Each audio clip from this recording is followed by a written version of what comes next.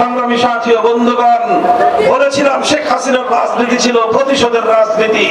শেখ হাসিনা জানতো 15ই আগস্ট তার বাবা মাকে হত্যা করার জন্য আওয়ামী লীগ দায়ী। তিনি 50 বছর ধরে আওয়ামী লীগের বিরুদ্ধে সেই নাটক সাজিয়েছিলেন যাতে আওয়ামী লীগ আর বাংলাদেশে কোনোদিন রাজনীতি করতে না পারে। আওয়ামী লীগে যদি কোন আসলে রাজনীতিবিদ থেকে থাকেন, যদি বাংলাদেশের রাষ্ট্র রাজনীতি নিয়ে আপনাদের কোনো কাজ করার আগ্রহ থাকে, তাহলে আমি আপনাদেরকে দুইটা পরামর্শ দিব। 1 নম্বর পরামর্শ হলো, প্রথমে আপনাদের বড় অপরাধ হয়ে গেছে যে এই ধরনের একজন মানসিক বৈকল্যের শিকার একটা মানুষকে এই জাতির উপর আপনারা বছরের পর বছর চাপিয়ে রেখেছেন। এটা আপনাদের মস্ত বড় অপরাধ হয়েছে। এই জন্য আপনাদের তওবা করা দরকার। একটা গণতওবার আয়োজন করেন।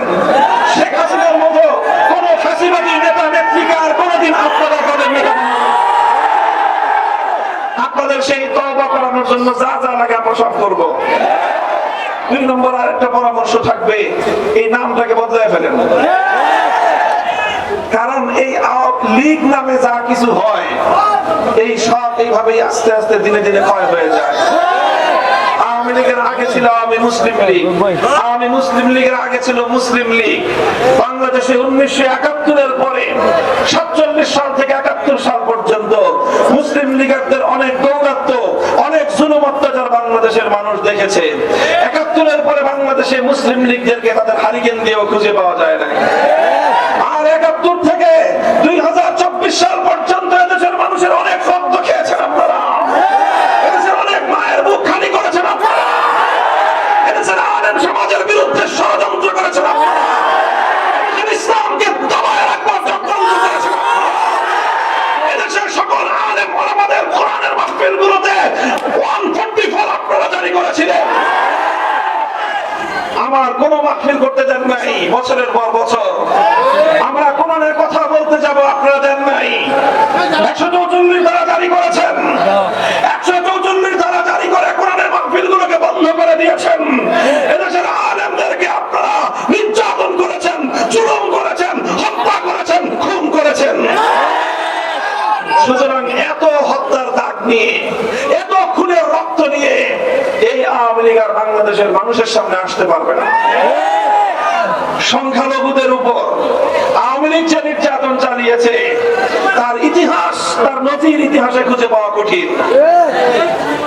আওয়ামী লীগ যেটা করত, সংখ্যালঘুদের উপর রাতের আধারে কালনাগিনী হয়ে ছোবল মারত, দিনের আলোতে তারাই আবার বোঝা হয়ে থাকতে আসতো। এইভাবে নাটক সাজিয়ে ধর্ম সংখ্যালঘুদের তাদের নির্যাতন চালিয়ে, তাদের বাড়িঘর দখল করে, তাদের ব্যবসা প্রতিষ্ঠানগুলোকে দখল করে, আবার তারা মায়া কান্না কেঁদে সংখ্যালঘুদেরকে একটি সিম্প্যাথি, সহানুভূতি অর্জনের হাতিয়ার হিসেবে ব্যবহার করেছে আওয়ামী লীগ। এখন আর বাংলাদেশে শেখ হাসিনাও নাই, আওয়ামী লীগের রাজনীতিও নাই, সংখ্যালঘুদের উপর নির্যাতনের ঘটনাও নাই। বিগত এই 2 মাস, প্রায় 2 মাস কাছাকাছি সময় বাংলাদেশের কোথাও কোনো সংখ্যালঘু নির্যাতনের ঘটনা ঘটে নাই। কোথাও কোনো মন্দির প্যাগোডা অথবা কোথাও কোনো বৌদ্ধদের সেই প্যাগোডা অথবা আপনার মন্দির এবং খ্রিস্টানদের গির্জা কোথাও হামলা হয় নাই। কারণ হামলা করবে যারা, সেই সকল কুশীলব নাটকের নায়ক নায়িকারা নাই। এই জন্য এখন আর সংখ্যালঘু নির্যাতনের ঘটনাও ঘটে না। আমরা আলেম সমাজকে বলেছি, হেফাজতে ইসলামের নেতা কর্মীরা, খেলাফত মজলিসের নেতা কর্মীরা গোটা বাংলাদেশে সংখ্যালঘুদের জান মাল এবং তাদের ধর্মীয় স্বাধীনতা রক্ষা করবার জন্য অতন্দ্র প্রহরীর ভূমিকা পালন করেছে এবং করবে। সংগ্রামী সাথী ও বন্ধুগণ, আমার শেষ কথা হলো এই যে রক্তের বিনিময়ে, ত্যাগ আর কোরবানির বিনিময়ে আলেম সমাজ সবচেয়ে বেশি ত্যাগ এবং কোরবানি স্বীকার করেছে এই বাংলাদেশের ফ্যাসিবাদ মুক্তি সংগ্রামের ক্ষেত্রে। বছরের পর বছর আমরা কারারুদ্ধ থেকেছি, জালিমের সঙ্গে আপোষ করি নাই। আমরা বলতে চাই, এই ফ্যাসিবাদের সবচেয়ে বড় আক্রমণ ছিল ইসলামের বিরুদ্ধে। ইসলামের গোড়া কেটেছে, উপর দিয়ে কিছু পানি ঢেলেছে, কিন্তু গাছের গোড়া কেটেছে। আলেম ওলামাদের কথা বলবার রাস্তা বন্ধ করে দিয়েছিল তারা।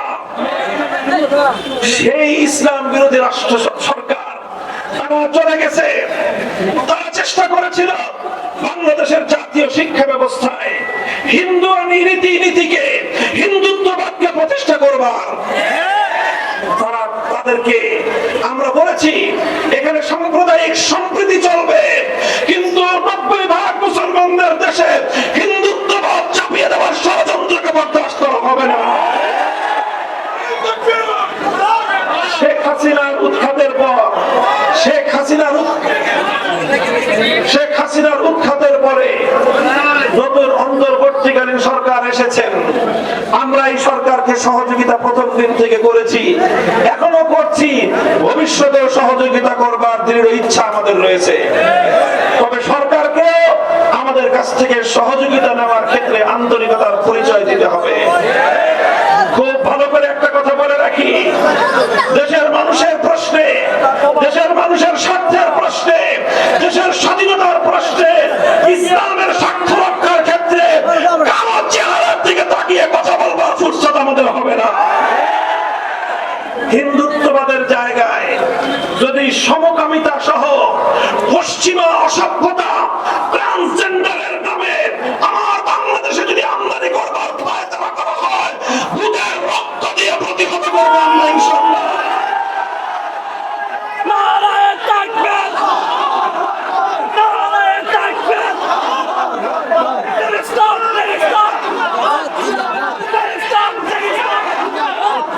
সংগ্রামী সাথী ও বন্ধুগণ, এটা আমাদের পরিষ্কার কথা। বর্তমান সরকার এখানে অনেক এনজিওদের ইনভলভমেন্ট রয়েছে। এনজিও গুলো তারা দেশে অর্থনৈতিক কার্যক্রম পরিচালনা করে, সেটা নিয়ে আমরা বড় কোনো প্রতিবাদ করি না এবং সেটা আমাদের প্রতিবাদের জায়গাও না।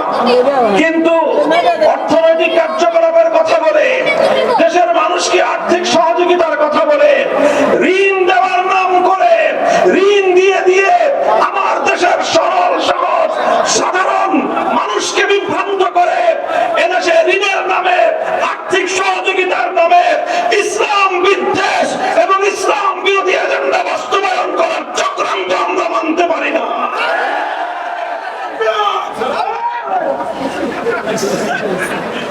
সংগ্রামী সাথী ও বন্ধুগণ, কথাটা খুব ভালো করে বুঝেন। দুইটা গুরুত্বপূর্ণ ইস্যু আমাদের। এই যে আন্তর্জাতিক অপরাধ নির্মূলের যে আইন, সেই আইনে সংস্কার করে বেশ কিছু বিষয়কে অন্তর্ভুক্ত করার পায়তারা চলছে। তার মধ্যে একটা হলো ট্রান্সজেন্ডারের নামে সমকামিতাকে বৈধতা দেওয়ার একটা পায়তারা চলছে। 2 নম্বর, ম্যারিটারিয়াল রেপ অর্থাৎ বৈবাহিক ধর্ষণ নামে বাংলাদেশের ঘরে ঘরে স্বামী স্ত্রীদের সম্পর্কটাকে একটা বিতৃষ্ণ সম্পর্কে এবং ঘরে ঘরে অশান্তির দাবানল চালিয়ে দেওয়ার পায়তারা চলছে। আরেকদিকে জোরপূর্বক গর্ভধারণ, এই বিষয়গুলোকে মানবতা বিরোধী অপরাধ হিসেবে আখ্যায়িত করে স্বামীর অধিকার, আল্লাহ প্রদত্ত স্বামীর অধিকার, ইসলাম প্রদত্ত স্বামীর অধিকারকে জলাঞ্জলি দিয়ে ঘরে ঘরে দাম্পত্য কলহের আগুন জ্বালিয়ে দেওয়ার ষড়যন্ত্র চলছে। পশ্চিমা বিশ্বের পারিবারিক ব্যবস্থা ভেঙে খান হয়ে গিয়েছে। এখন তারা চায় মুসলিম বিশ্বের পরিবার ব্যবস্থাকে ধ্বংস করে দিতে। ডক্টর ইউনূস সাহেব, আপনি ভালো মানুষ, আপনার অন্যান্য বিষয় বাদ, কিন্তু এইভাবে শিক্ষা কমিশন গঠন করলেন একটা। শিক্ষা কমিশনের ব্যাপারে আমরা কথা বলছি কয়েকদিন ধরে, আমাদের স্বাভাবিক কথাগুলো মনে হচ্ছে আপনাদের কান দিয়ে ঢুকছে না। শিক্ষা কমিশন, এদেশের 90% মুসলমানদের সন্তানেরা কি পড়াশোনা করবে, তাদের সেই পাঠ্যসূচি, তাদের শিক্ষা ব্যবস্থা প্রণয়ন করে দিবে।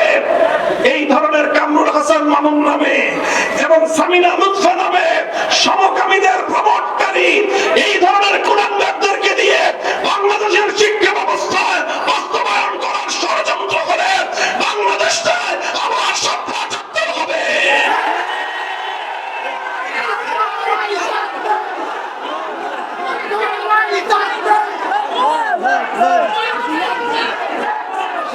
এদেরকে বাদ দিয়ে চিহ্নিত ইসলাম বিদ্বেষীদেরকে শিক্ষা কমিশন থেকে বাদ দিতে হবে।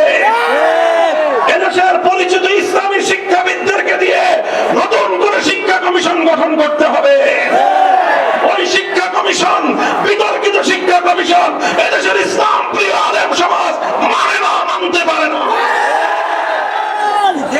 এগুলো আমাদের গুরুত্বপূর্ণ এজেন্ডা। 1 নম্বর শিক্ষা কমিশন, আরেকটা হলো মানবতা বিরোধী অপরাধের নামে, অপরাধের মধ্যে সংস্কারের নামে কোরআন বিরোধী, ইসলাম বিরোধী, ইসলামী সভ্যতা সংস্কৃতি বিরোধী, বাংলাদেশের হাজার বছরের ঐতিহ্য এবং চিন্তা চেতনা পরিপন্থী যেই সকল ধারাগুলো সংস্কার করে অন্তর্ভুক্ত করবার প্রস্তাবনা করা হয়েছে, ভালোই ভালোই বলতেছি, কথা শুনেন, যদি এগুলো অন্তর্ভুক্ত করাই হয় শেষ পর্যন্ত, যদি এগুলোকে বাদ না দেওয়া হয়, এদেশের আলেম সমাজ জীবন মরণের পরোয়া করবার সময় ধর্মপ্রাণ মুসলমান যুদ্ধে ঝাঁপিয়ে পড়তে বাধ্য হবে। তার দায়িত্ব ডক্টর ইউনূস সাহেব সম্পূর্ণ আপনাকে বহন করতে হবে। আপনি মনে করবেন না যে বিদেশি শক্তিগুলো আপনাকে সবকিছু করে দিবে। শেখ হাসিনার থেকে শিক্ষা গ্রহণ করেন। শেখ হাসিনার পাশে নরেন্দ্র মোদীর বিশাল ভারত ছিল, বিশাল ভারত ছিল, 15 বছর তাকে সেফটি দিয়েছে, কিন্তু এদেশের মানুষের চূড়ান্ত অভ্যুত্থানের সময় ভারতও পারে নাই শেখ হাসিনাকে শেষ রক্ষা করতে। যদি আপনারা ইসলামের বিরুদ্ধে, এদেশের মানুষের হাজার বছরের চিন্তা চেতনা এবং ঐতিহ্যের বিরুদ্ধে যদি কার্যকলাপ পরিচালনা করতে চান, বিদেশি শক্তি আপনাদেরকে প্রোটেক্ট করতে পারবে না। শেখ হাসিনার তো ভারত আশ্রয় দিছিল, সীমান্তের ওই পারে চলে গেছে। আপনারা এখান থেকে উড়াল দিয়ে আমেরিকা যেতে যেতে আপনারা কিন্তু পারবেন না। কাজে ভাবিয়া করিও কাজ, করিয়া ভাবিও না। শান্তভাবে কথা বললাম, কথাগুলো কানে তুলেন। ভারতে সেই মহারাষ্ট্রে আমার নবীকে কটূক্তি করার যে জঘন্য ঘটনা সংঘটিত হয়েছে, বাংলাদেশে ভারতীয় রাষ্ট্রদূতকে তলব করে সতর্ক করুন, সতর্ক করুন। প্রয়োজনে ভারতের সাথে কূটনৈতিক সম্পর্ক ছিন্ন করুন। আমার নবীকে গালি দিবে আর আপনারা ইলিশ মাছের রপ্তানি করে তাদেরকে আপনারা তাদের সাথে আলগা খাতির দেখাবেন। এদেশের মানুষ সেটাকে ভালো চোখে দেখে না। আল্লাহর এদেশের যেই জমিনের মানুষ আল্লাহর নবীর ইজ্জতের প্রশ্নে রক্ত দিবে, জীবন দিবে, তারা যে কোনো ত্যাগ করবেন, স্বীকার করতে প্রস্তুত রয়েছে। সর্বশেষ কথা, যদি আমরা সত্যিকার অর্থে ইনসাফ ভিত্তিক সমাজ করতে চাই, বৈষম্যহীন সমাজ যদি করতে চাই, আল্লাহর জমিনে মানব রচিত তন্ত্রমন্ত্র দিয়ে সেটা সম্ভব হবে না। পূর্ণাঙ্গ ইনসাফ ভিত্তিক বৈষম্যহীন সমাজ করতে চাইলে এই জমিনে আল্লাহ প্রদত্ত রাজনৈতিক বন্দোবস্ত, খেলাফতের রাজনীতি বাস্তবায়ন করতে হবে। আমরা আল্লাহর প্রতিনিধি বাস্তবায়ন করে, আল্লাহর প্রতিনিধিত্ব বাস্তবায়ন করে, খলিফার মাধ্যমে ইনশাআল্লাহ আবার নতুন দিনের ইসলামের ঝান্ডা উঠবে ইনশাআল্লাহ। খেলাফত বাস্তবায়নের সেই সংগ্রামে আপনারা সাথে থাকবেন তো ইনশাআল্লাহ? ইনশাআল্লাহ এই নেত্রকোনার যে থানায় থানায়, উপজেলায় উপজেলায়, প্রত্যেকটা পাড়ায় পাড়ায়, মহল্লায় মহল্লায় বাংলাদেশ খেলাফত মজলিস, যুব মজলিস সহ আমাদের সহযোগী সংগঠনগুলোর দুর্গ করে তুলবেন ইনশাআল্লাহ।